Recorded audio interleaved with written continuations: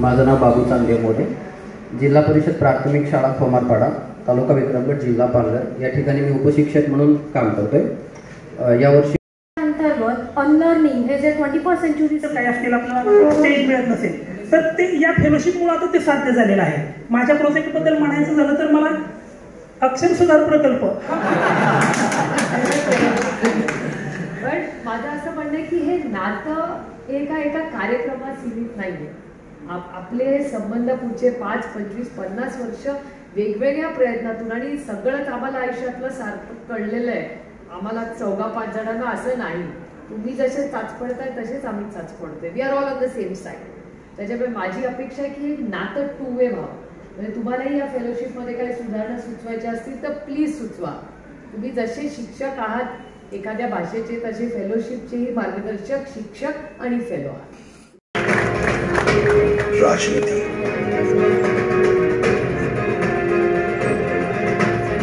कला, साहित्य, कौन सा क्षेत्र नहीं था जो शरद पवार जी के लिए प्रिय नहीं था। 4 बार महाराष्ट्र के मुख्यमंत्री बने। मराठवाड़ा विद्यापीठ के नामांतर जैसा संवेदनशील मुद्दा हो, मुंबई ब्लास्ट जैसी दिल दहलाने वाली घटना हो, या आदरणीय साहेबांच्या उत्तम कामगिरीला लक्षात घेत व सलाम करण्यासाठी सुरू झालेली शरद पवार इन्स्पायर फेलोशिपच्या 2य सत्रात आपण पदार्पण करत आहोत। तर स्वागतपर बोलण्यासाठी वैष्णवराव चव्हाण सेंटरच्या मुख्य कार्यकारी अधिकारी दीप्ती नाखले मॅम यांना मी बोलण्यासाठी आमंत्रित करते। सगळ्यांचं मी मनापासून आज स्वागत करते। Sharad Pawar inspires fellowship, a journey from inspiration to excellence, कृषी, साहित्य आणि शिक्षण ही आपण फेलोशिप दरवर्षी देतो।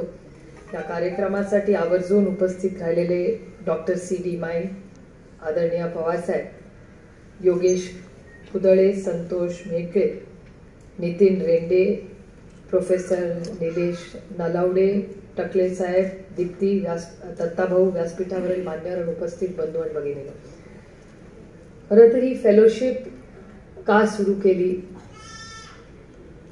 तर ह्याचा एक छोटासा थोडक्यात मी त्याची पार्श्वभूमी आपल्याला सांगते। प्राथमिक शिक्षक 10 आणि माध्यमिक शिक्षक 10 पहिल्या स्क्रुटनीतून आपण निवडले गेले आणि त्याच्यापैकी 20 शिक्षक। Agri fellow Vijaya Pawar, agri Sanap, education fellow Balaji Jadhav, Satara जिल्हा, पुणे। यानंतर शिल्पा पाटील, मुंबई। असलेले आमचे सगळ्यांचे लाडके नेते आणि ज्यांच्याबरोबर मी 10 वर्ष काम केलं असे तुम्ही फार भाग्यवान आहात। आमच्या काळामध्ये अशी फेलोशिप नव्हती सुप्रियाताई, आणि त्या काळात सुप्रियाताई नव्हत्या, तर तुम्ही आज अत्यंत भाग्यवान आहात। तुम्हाला या 3 गोष्टी फार महत्वाच्या आहेत। याच्यामध्ये तुम्ही जर पाहिलं असेल, शरद पवार एक नाव आहे, इन्स्पायर एक दुसरं नाव आहे आणि फेलोशिप हे तिसरं नाव आहे। त्यात त्यांनी खाली लिहिलंय journey from inspiration to excellence. तर या फेलोशिपचा उद्देशच प्रेरणा तुम्हाला मिळाली पाहिजे। इन्स्पिरेशन म्हणजे प्रेरणा तुम्हाला मिळाली पाहिजे हा त्याचा उद्देश आहे।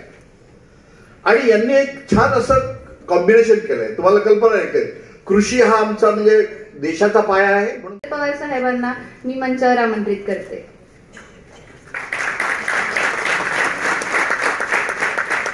जैसे आता आपण विचारायचे ते डॉक्टर माई व्यासपीठावरचे सगळे मान्यवर ज्यांचा फेलोशिपमध्ये सन्मान केला हे सगळे सरकारी बंधू भगिनी एका वेगळ्या आणि चांगल्या कार्यक्रमाच्या निमित्तानं आज आपण या ठिकाणी आहोत। आयोजित केले जातात आणि हे करत असताना जीवनाच्या काही महत्त्वाच्या क्षेत्रामध्ये त्याचे आगळं वेगळं काम करण्याच्या संबंधीची इच्छा ज्या नव्या पिढीमध्ये आहे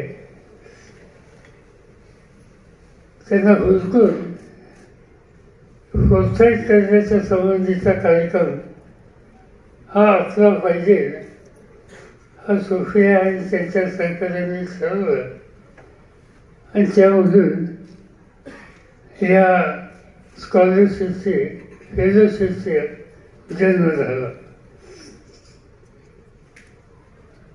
आम्ही बघत असतो बाहेर फिरत असताना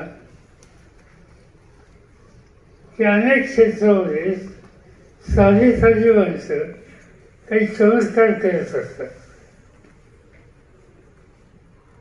या सगळ्या फेलोशिपमध्ये विशेषतः 2-3 विषयात लक्ष केंद्रित केले. शेती, शिक्षण, आरोग्य, साहित्य, तत्सम क्षेत्रामध्ये लक्ष केंद्रित केलं. कष्ट केले, काहीतरी नवीन शोधायचं आणि ते शोध घेण्याच्यासाठी जे कष्ट करावं लागते त्याच्यामध्ये माघार घ्यायची नाही ही भूमिका खोबरागडून केली आणि त्याचा परिणाम राज्य पातळीवर खाद्य तेलाची गरज भागेल. पण हे संशोधन आपल्याकडे काही लोकांनी केलं ते यशस्वी आहे. आता परवानगी फक्त सरकारची द्यायची आहे असं काम करणारे अनेक लोक आहेत. पण ते शेतीच्या क्षेत्रात आहेत, साहित्याच्या क्षेत्रामध्ये आहेत, शिक्षणाच्या क्षेत्रामध्ये आहे. प्रोत्साहन